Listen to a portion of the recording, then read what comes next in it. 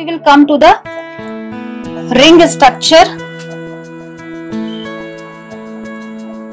for glucose. Okay, now according to that,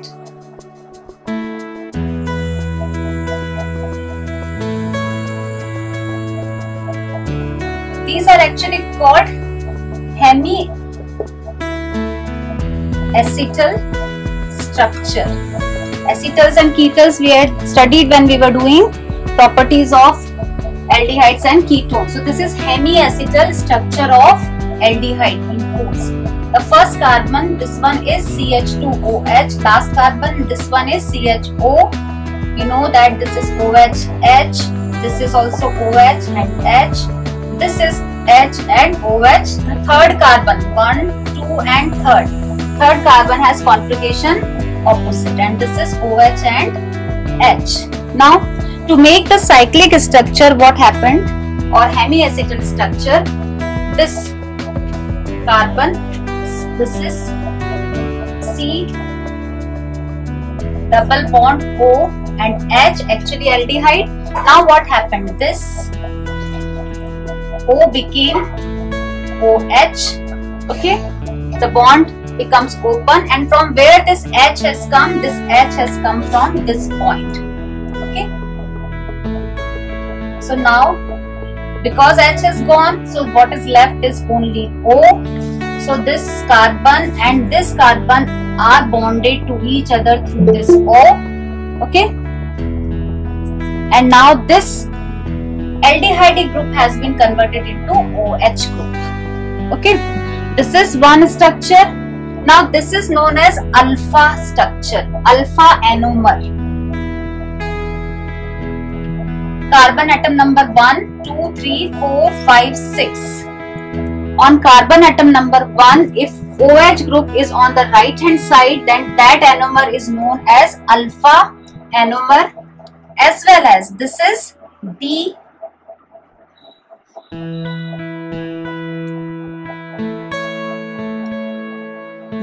plus glucose. D is for the configuration of OH on second number of carbon atom from downside, from not top. So on second number of carbon atom, OH group was present on right hand side, that is why it is D form. And plus is the rotation, that this is actually dextrorotatory.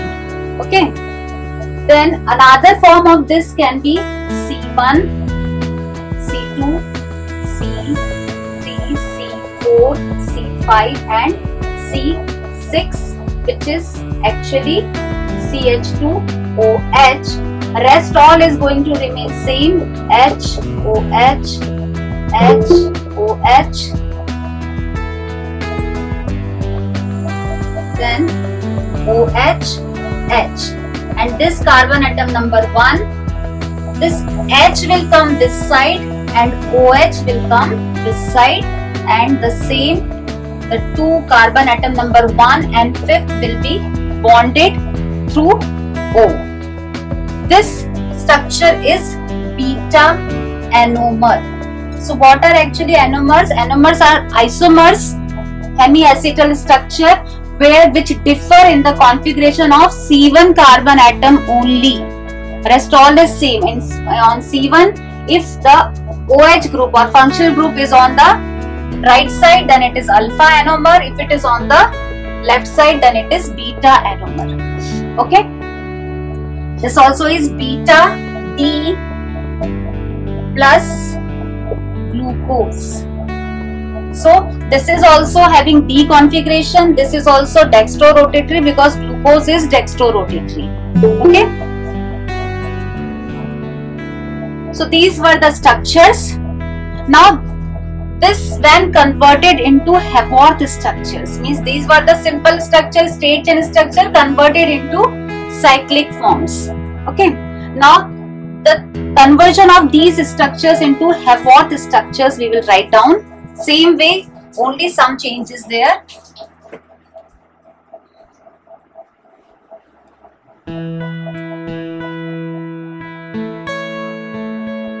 Haworth structures. Haworth structures were according to pyranose ring, a 6-membered ring. Okay, how was that ring? This structure converted into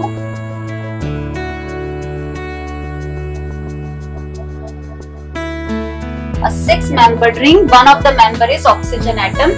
Okay, now we are going to start making from C1, C2, C3, C4 and C5. This is C5. Okay, and this is C1. Now in the alpha, this is alpha isomer, anomer, or this is beta. So in alpha, what we are going to do, this C1 and C2 are having OH group on one side, just see. So OH group one side, down side, H, H. Okay, then opposite will start. These two are one side, opposite side means OH upside, H downside. In this, H here, okay, and then H here and CH2OH. This is for alpha anomer. For beta anomer also the same structure for Havoc structure will be there. Only change will be there on C1 and C2 carbon. Rest all is going to remain same, no change.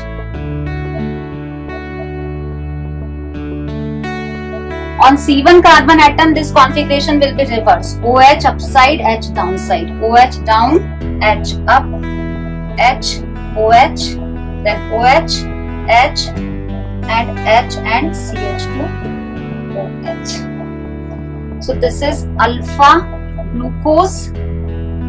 This is beta glucose in Haworth pyranose ring structure.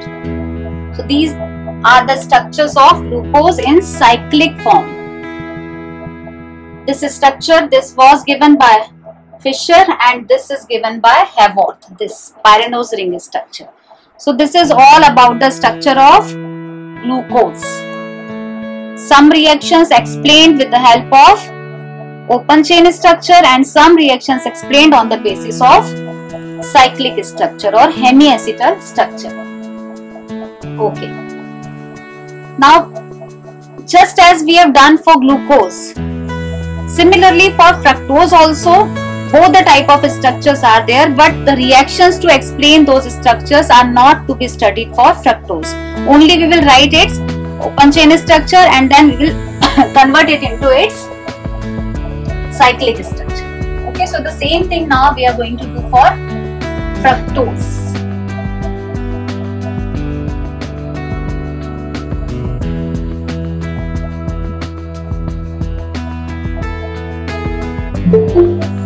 As glucose is a aldose sugar, fructose is a ketose sugar.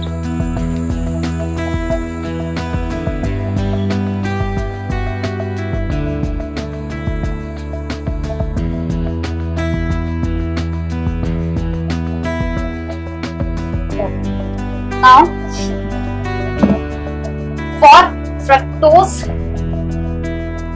1, 2, 3, 4, 5 and 6, CH2, OH, OH, H, OH, H, H, OH.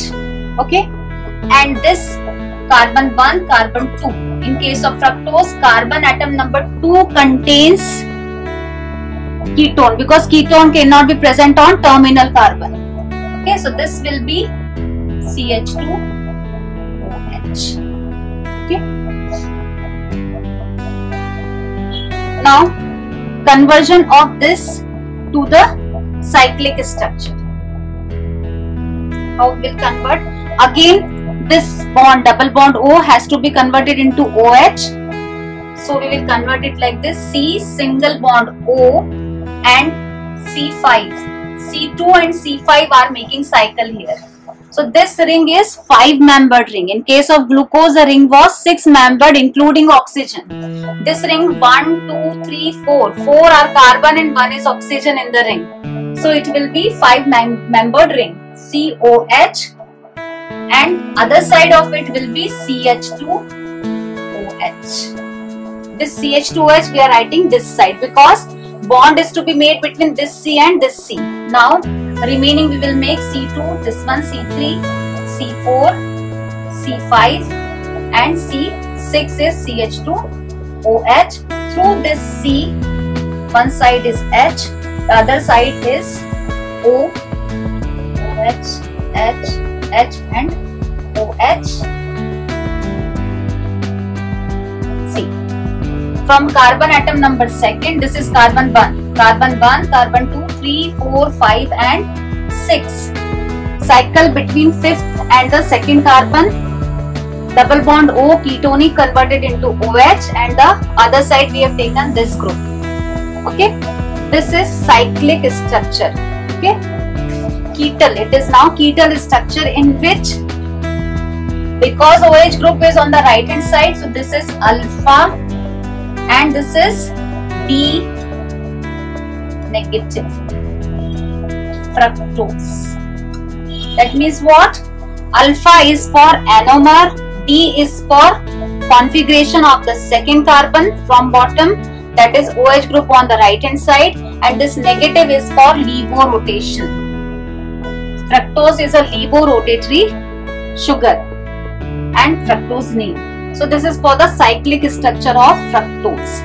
Now as we have converted in the Haworth structure for glucose, opposite to it beta will be also there, just we will have change on the 2nd number of carbon atom. Let us draw that also. C 1, 2, 3, 4. This will have CH2OH this side and OH other side, having 4.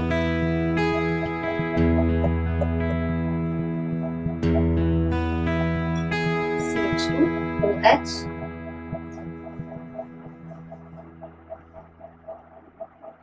Like this. This is your beta structure. Okay. Now it will be converted into Haworth structure. In Haworth structure,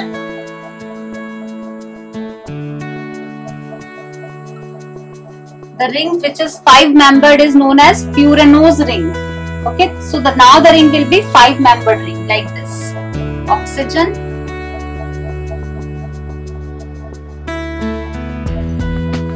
okay.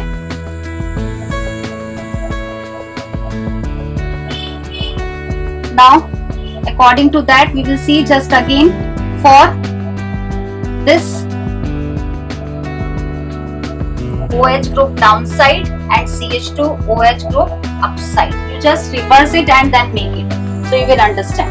Okay, so OH group downside, CH2 here, then OH is opposite, so it will come here OH, H, OH, H, then H, CH2, OH.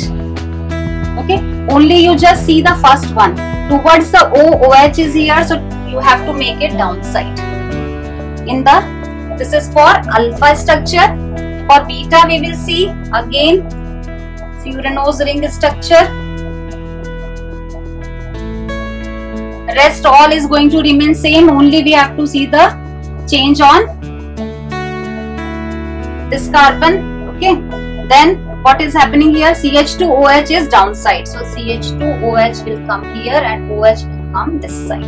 Rest all is same, OH, H, OH, H, H and CH2OH. Okay, so these are Haworth structures for fructose. Okay, glucose we had seen. Now how much important these structures are. Okay, so all reactions for glucose which we have done, straight chain structure for justifying that, those all reactions are very important.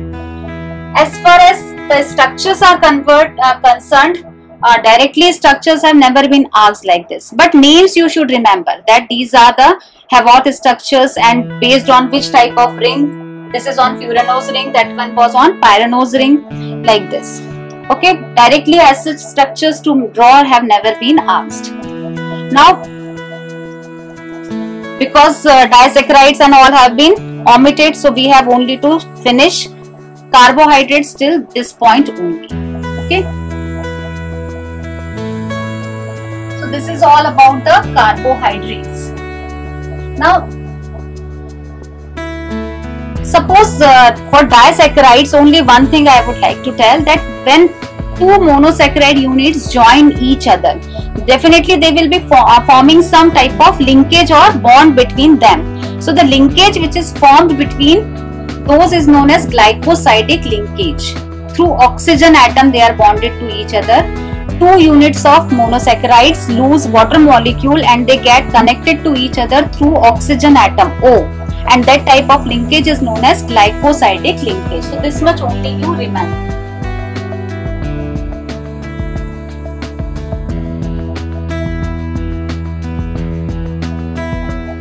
Now comes the next macromolecule, that is protein.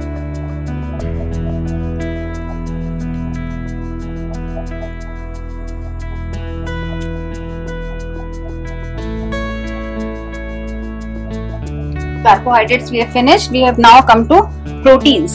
Now proteins, we all know, they are very essential components of the diet. They are the building blocks. Now in the particular chapter we are concerned about the structure of proteins, that how these proteins are formed. So for simplifying the structure of protein, we should know that proteins when hydrolyzed, they are made up of actually peptide chains, and peptides in turn are actually made up of alpha amino acids. That means what? The building block of proteins are amino acids. Always remember, amino acids may be alpha, beta, gamma, depending on the position of the functional groups which are present, that we will see just now. But always when hydrolysis of protein takes place, we obtain always alpha amino acids. Beta, gamma are not obtained. Only alpha amino acids are the basic amino acids which are obtained on the hydrolysis of protein.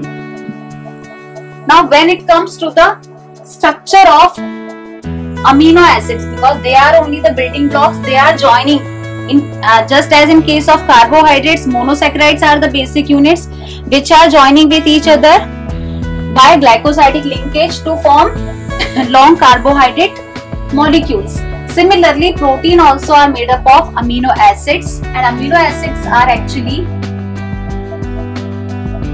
this is carbon,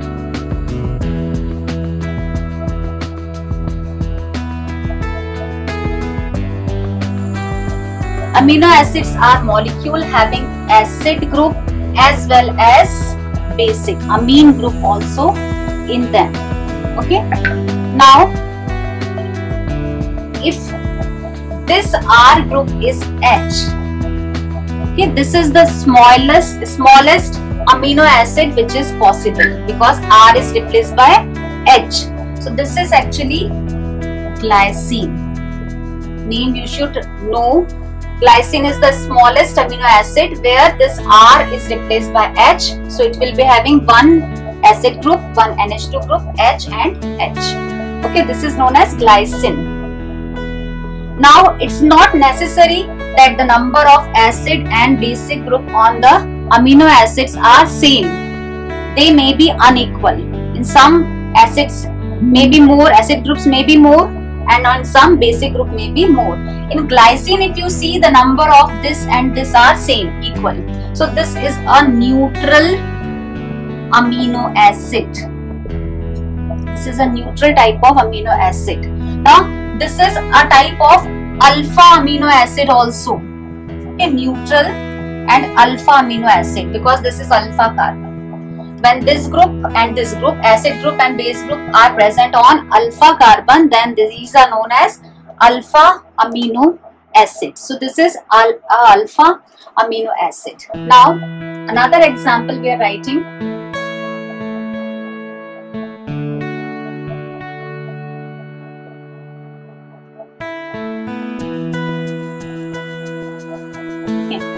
This is an amino acid in which two acid groups are present and one basic group is there. Okay. So this is a acidic amino acid, and also alpha, because this and this group are on alpha carbon. So this is a acidic amino acid. Its name is aspartic acid. So one example of each we are just remembering. Glycine as neutral and as smallest amino acid. Acidic amino acid, aspartic acid having 2 acid groups and 1 basic group. And third example we will write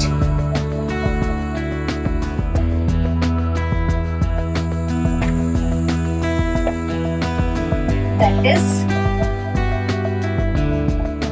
lysine.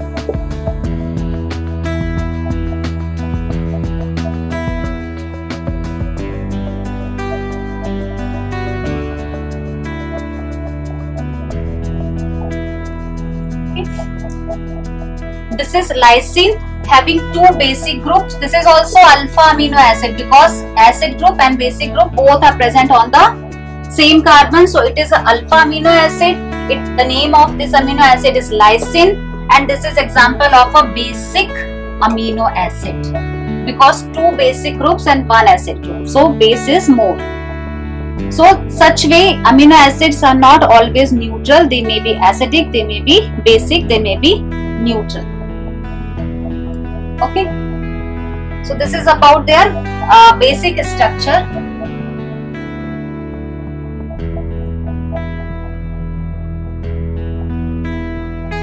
Now amino acids are also categorized as essential and non-essential amino acids. Now essential amino acids are what? Essential amino acids are the amino acids which we have to essentially take with our diet because they are not prepared by the body. So they have to be taken as a supplement from diet so that our body does not lack it. So these are essential to be consumed. That is why the name is given essential amino acids. Non-essential amino acids are the amino acids which are prepared by the body itself. So we don't need to take it from diet. In fact, what is the meaning opposite of it is? Non-essential amino acids are actually very essential. That is why body is not taking risk that if you don't consume it, then you will have basic functions of your body stopped. So in fact, actually these non-essential are very essential. That is why body itself is preparing them. But for remembering, you will remember that non-essential amino acids are the amino acids which we have not to take in diet because they are prepared by the body. Essential are the ones which we have to take from diet. They are not produced by the body. Okay.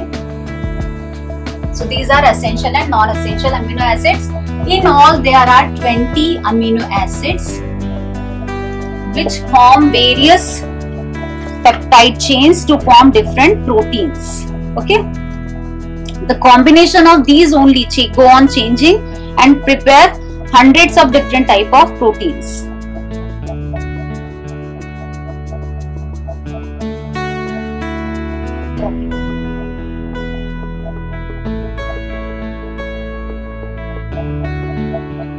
Now these amino acids or proteins,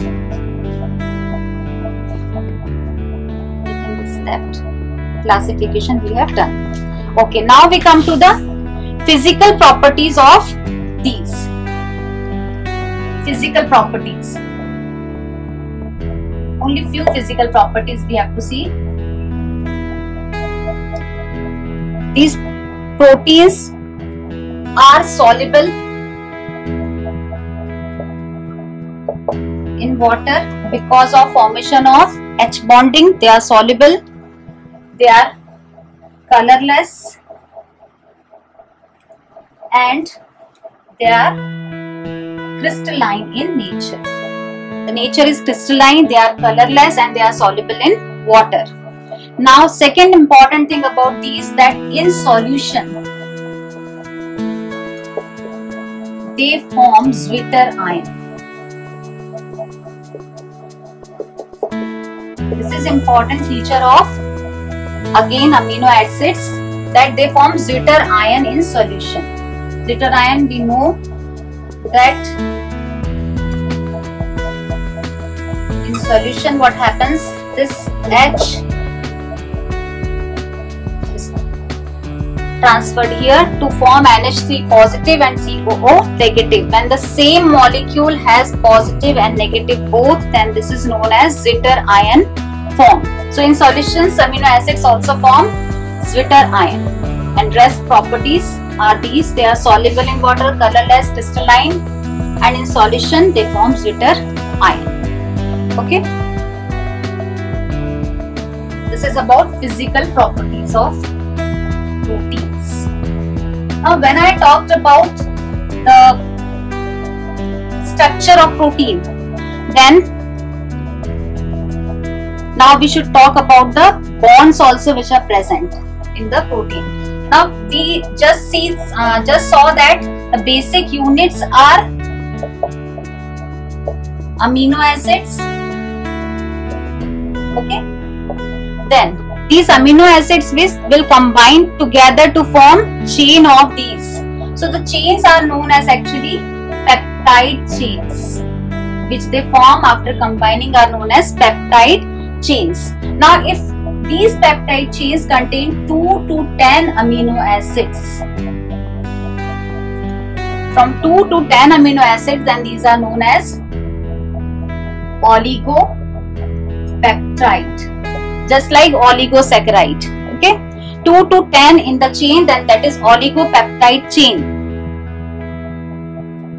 Then 10 to 100 amino acids if are present in a chain, then these are known as polypeptide.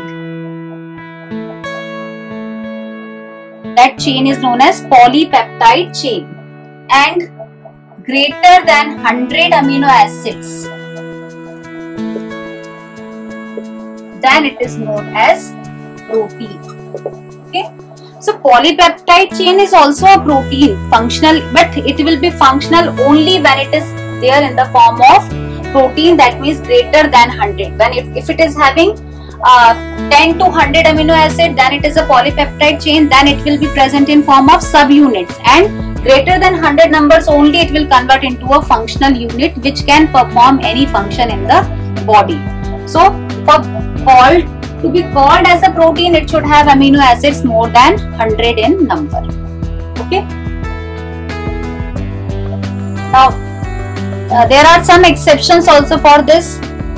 For example, insulin is a protein, is a hormone in the body which is made up of just 51 amino acids, and it is a functional unit. It functions as a protein. So exceptions are always there, but in general if we talk, then more than 100 amino acids are required to form a protein. Okay, now when they are bonded to each other, amino acids, then what happens? Of one amino acid, suppose the COOH end is here, H, R, NH2, then from the other amino acid,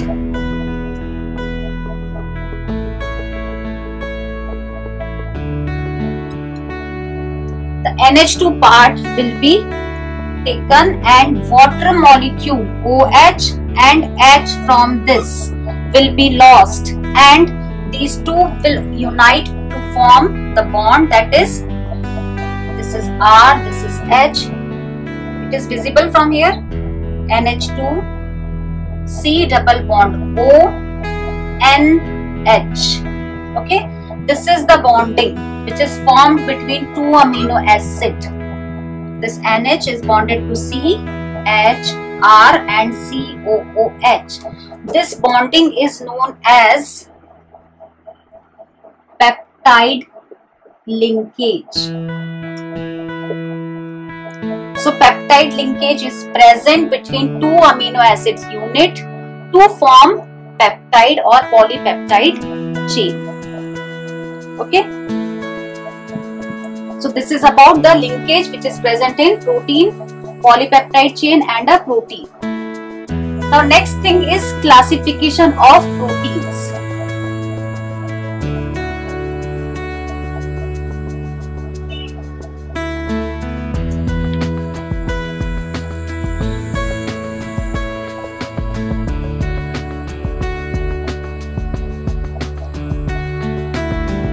Now, classification of protein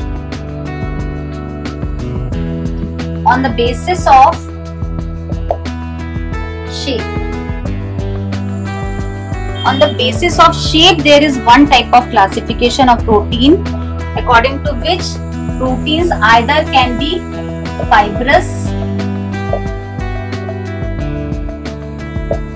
or they can be globular proteins. Okay. Either proteins can be fibrous or they can be globular. Now, fibrous proteins, as the name itself is indicating, that these in this type of shape of protein, what is there? The polypeptide chains are arranged parallel to each other. Okay. And when they are arranged parallel to each other, that means then the two chains are able to form hydrogen bonding, H bonding. That is intermolecular. Between two chains they are forming bonds, H bonds. So which is keeping them together. So when they are making hydrogen bondings kept parallel to each other, that means they are bonded strongly, and this is intermolecular H bonding, which results in the fibrous structure. Because this fibrous structure is compact and very tightly made, hence these are insoluble in water. Fibrous proteins are insoluble in water because of their fiber-like structure, strand-like structure. They are insoluble, and because of the strong bondings present in between the strands. Example of fibrous proteins are keratin. Keratin is the example of fibrous protein. Keratin is present in hair, in the nails. Collagen is the example of fibrous protein. Collagen is present in cartilage, joints of the bones. Okay, one more is there. Fibrin is example of fibrous protein. This is present in silk fiber. Okay, so these are few examples of fibrous type of protein. Second protein is globular protein. As the name is indicating, that in this case the polypeptide chains coil to form the spherical shape, means they are coiled among itself to form a globule-like structure.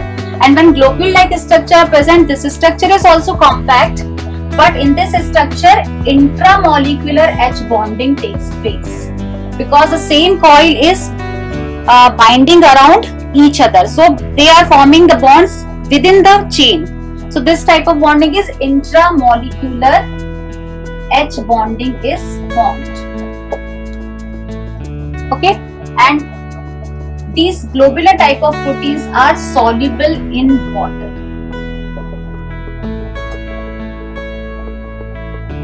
Because it is intramolecular H bonding, so it is not bonded to the other globules. So they will be soluble in water by forming H bonding with water. So these are soluble, intramolecular, here intermolecular, these are insoluble. These are strand-like fibers, these are globular in shape. Examples of globular proteins are your hormones or the proteins present in the body, biological system, like insulin, okay, hemoglobin, not insulin, hemoglobin, globular shape is there. Hemoglobin is the example of a globular protein, like globulin, like a globulin shape. So examples of your globular protein in body is, best example is hemoglobin.